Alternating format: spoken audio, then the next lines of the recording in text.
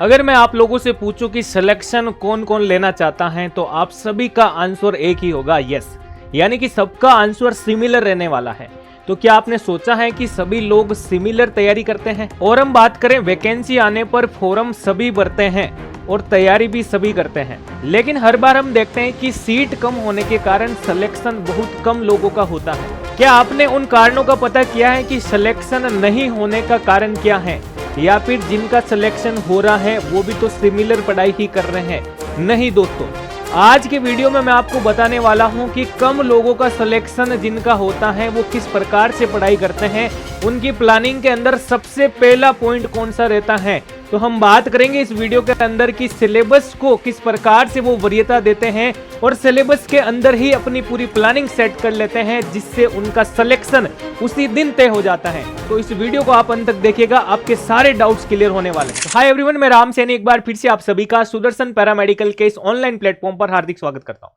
दोस्तों, आज के इस विशेष वीडियो में हम बात करने वाले हैं पीजीआई MER चंडीगढ़ से जो आपकी वैकेंसी निकली है, यानी हम बात करें सर पैरामेडिकल की वैकेंसी, जिसके अंदर आपके एक्सरे टेक्नीशियन, ओटी टेक्नीशियन और साथ में हम बात करें लैब टेक्नीशियन के सिलेबस के रिगार्डिंग चर्चा करने वाले हैं। क्योंकि आपके सिलेक्शन की राह के अंदर जो सिलेबस है आपका बहुत बड़ा पिलर है दोस्तों, इसलिए हम सिलेबस की ही बात करेंगे। क्योंकि हर वक्त हमें यह देखने को मिलता है, चाहे हम आरआरबी की बात करें, चाहे हम MCR की बात करें, या फिर हम पीजीआई MER की बात करें, आपके सिलेबस को इंपॉर्टेंस देना इसलिए जरूरी होता है क्योंकि आजकल के जो पैरामेडिकल के एग्जाम हो रहे हैं उनके अंदर कहीं ना कहीं आपको जो है क्वेश्चन जो है एक अलग वे में देखने को मिलता है। तो क्या हमें कौन कौन से टॉपिक पढ़ने चाहिए, इसके लिए हम बात करेंगे। पीजीआई MER ने जो आपके एग्जाम पैटर्न दिया है, सबसे पहले उसी की बात करते हैं। उससे पहले मैं आपको बता देता हूं, आप लोग टेलीग्राम चैनल को अवश्य ज्वाइन करें, जहां पे आपको अभी हर दिन जो है मेरी एक नई पहल, यानी कि हम बात करें शॉर्ट चार्ट, आपको जो है देखने को मिलता है और शॉर्ट चार्ट से आपके काफी क्वेश्चन भी आपको एग्जाम में मिल रहे हैं। और साथ में बात करूं दोस्तों, आपके एग्जाम के रिगार्डिंग हो, चाहे आपके पैरामेडिकल के कोई भी जो नोटिफिकेशन आता है वो आपको सबसे पहले हमारे इस टेलीग्राम चैनल पर देखने को मिलता है। और साथ में हम बात करें, आपको कोई भी डाउट या दिक्कत होने पर आप लोग जो है इस नंबर को सेव कर लीजिए और यहां पे आप संपर्क कर सकते हैं। हम बात करते हैं दोस्तों, आपके ऑफिशियल जो है पीजीआई MER ने नोटिफिकेशन के अंदर दे रखा है। सबसे पहले एग्जाम पैटर्न की बात कर लेते हैं, ठीक है ना। एग्जाम पैटर्न के बेसिस पर ही हम बात करेंगे आपके सिलेबस के अंदर आपको क्या क्या पढ़ना चाहिए। दोस्तों, हम बात करें यहां पे आपके देखिएगा स्कीम ऑफ एग्जामिनेशन की अगर अपन बात करें, यहां पे देखिएगा एग्जामिनेशन की अगर अपन बात करें, क्यों इंपॉर्टेंट है दोस्तों, क्योंकि प्लानिंग अगर अपन कर रहे हैं दोस्तों तो प्लानिंग हमेशा परफेक्ट होनी चाहिए। तो यहां पे देखना कि नंबर ऑफ अगर अपन MCQs की बात करें तो ये आपके जो है 100 रहने वाले हैं। आपको जो टाइम मिलने वाला, टाइम ड्यूरेशन की अगर अपन बात करें दोस्तों तो ये भी आपको जो है 100 मिनट जो है 100 मिनट आपको जो है ये भी मिलेगा। और टोटल मार्क्स की अगर अपन बात करें दोस्तों, यहां पे मार्क्स भी आपके जो है 100 रहने वाले हैं। लेकिन यहां पे सर हम बात करें कि पेपर का मीडियम कौन सा रहेगा, ये इंपॉर्टेंट है दोस्तों। पेपर का मीडियम ओनली फॉर आपके इंग्लिश रहने वाला है, ये भी बात आपको जो है विशेषली अभी तैयारी के दौरान ध्यान रखना है। क्योंकि जब भी आप MCQ लगाओगे तो इंग्लिश के अंदर आपको जो है लगाना पड़ेगा। अब काफी सारे हिंदी मीडियम के स्टूडेंट हैं, उनको भी दिक्कत आएगी, लेकिन अगर हम अभी से अपनी प्रिपरेशन को थोड़ा थोड़ा मिक्स लैंग्वेज में पढ़े, फिर धीरे धीरे करके अपन इंग्लिश पैटर्न के अंदर आए तो हमारी तैयारी जो है बेहतरीन हो सकती है दोस्तों। अगला हम बात करें यहां पे सर नेगेटिव मार्किंग का क्या रहने वाला है। तो दोस्तों, अगर अपन बात करें नेगेटिव मार्किंग के रिगार्डिंग, तो यहां पे आपके नेगेटिव मार्किंग दे रखी है, यानी आपका आंसर जो है सही होने पर आपको जो है 1 नंबर दिया जाएगा, गलत होने पर आपके जो है 0.25 जो मार्क्स जो है वो कट होंगे दोस्तों। ये चीज आपको ध्यान रखनी है। फिर आता है दोस्तों कि सिलेबस के बारे में जो है आपको जानना जरूरी हो जाता है।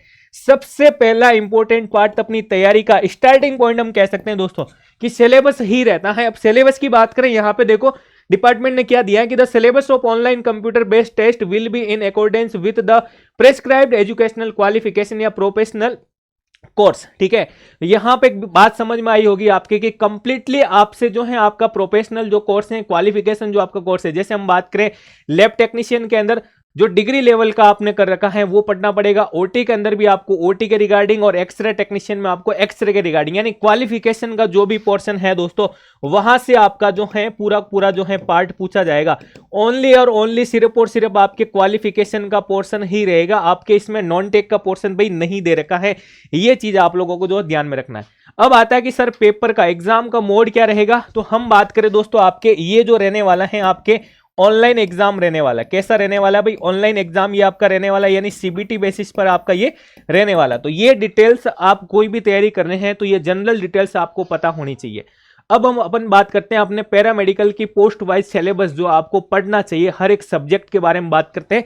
तो सबसे पहले हम बात करें दोस्तों यहाँ पे आपके लैब टेक्नीशियन के लिए लैब टेक्नीशियन की अगर मैं बात करूं दोस्तों, आपके कॉमन सब्जेक्ट जहां से आपके क्वेश्चन देखने को मिलते हैं, आपके एनाटॉमी और फिजियोलॉजी, ये लोग आपने देखा होगा। अभी मैंने खुद ने आपके 3D बेसिस पर, यानी 3D एनिमेशन के बेसिस पर जो है कंप्लीट आपके एनाटॉमी जो है स्टार्ट किया है पढ़ाना। आप लोग बिल्कुल जाकर के फ्री क्लासेज के अंदर देख सकते हैं।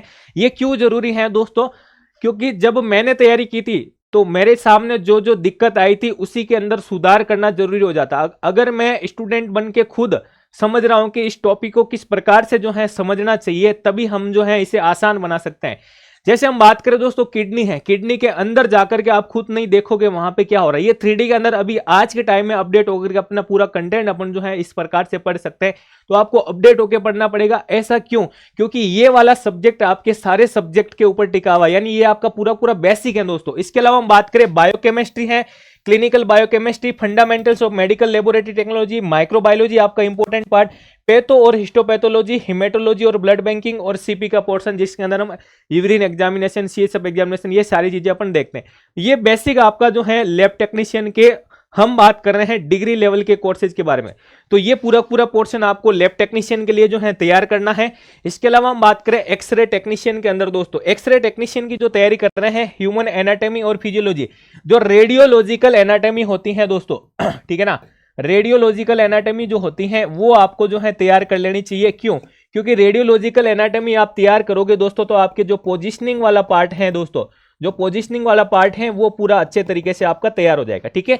एक्सरे मशीन और accessories, radiation physics, physics of diagnostic radiology, x ray film, image processing technique और डार्क रूम के बारे में, जहां से आपको 4-5 क्वेश्चन देखने को मिलते हैं। क्लिनिकल रेडियोग्राफी यानी पोजिशनिंग वाला portion, medical ethics, patient care, techniques of modern imaging.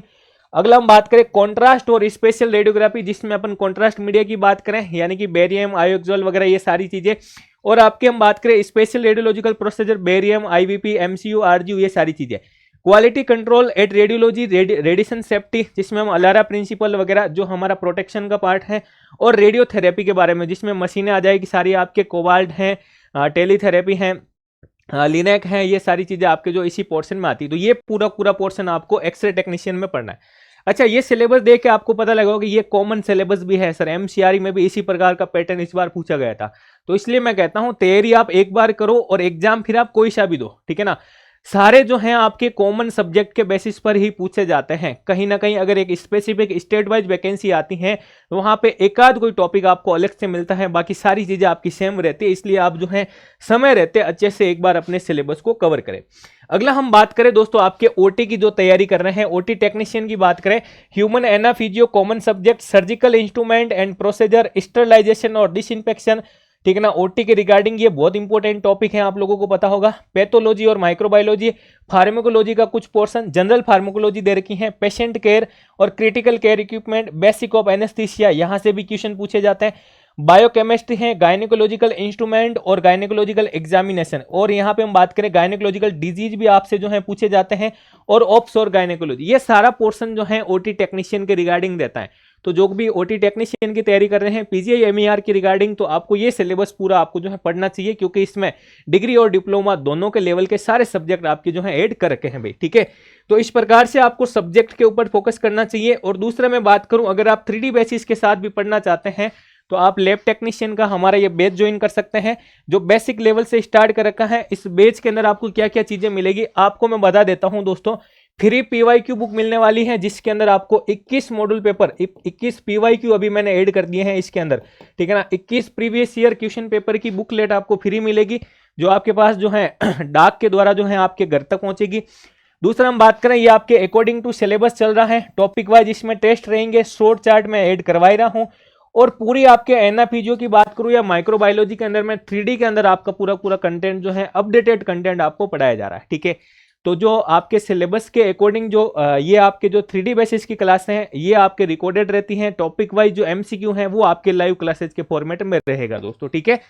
फिर आपके पीवाईक्यू, एमसीक्यू और फुल लेंथ इसके अंदर आपको जो है टेस्ट भी मिलेगा जिसके अंदर आपको 10 मॉड्यूल पेपर अलग से मिलेंगे। ये PYQ हैं और ये गेस्ट पेपर हैं दोस्तों, ठीक है, जो टेस्ट सीरीज जिसे हम कहते हैं। तो ये आप ज्वाइन कर सकते हैं, चाहे आप OT टेक्नीशियन की तैयारी करें, चाहे आप रेडियोग्राफर की तैयारी करें, सेम पार्ट तीनों के अंदर ही रहने वाला है दोस्तों। तो इसलिए आप इसके लिए क्या करें, इसके लिए सुदर्शन पैरामेडिकल का ऐप जो है इसे आप डाउनलोड कीजिएगा, एक बार इसे आप जरूर विजिट करें, जिसके अंदर मैंने आपको 3D में कैसे पढ़ाते हैं, ये आपको फ्री क्लासेज भी दे रखी हैं। एक बार आप देखें, अपना कंसेप्ट क्लियर कीजिए ताकि आपको एक पैरामेडिकल के अंदर पढ़ाई का एक नया तरीका, नया फॉर्मूला मिलेगा कि हम इस बेसिस पर पढ़ाई करके सारी चीजें इजी पैटर्न में बना सकते हैं और कोई भी एग्जाम अपन जो है फाइट कर सकते हैं दोस्तों। तो एक बार आप क्या करें, सुदर्शन पैरामेडिकल एप्लीकेशन को डाउनलोड करके विजिट जरूर करें, और आपका कोई भी डाउट हो PGI के रिगार्डिंग आप लोग जो है कमेंट सेक्शन में लिखिएगा, बिल्कुल आपका रिप्लाई किया जाएगा। और अगर आप चैनल पर नए हैं तो जरूर इस वीडियो को जो है लाइक करें और चैनल को सब्सक्राइब करें। धन्यवाद साथियों।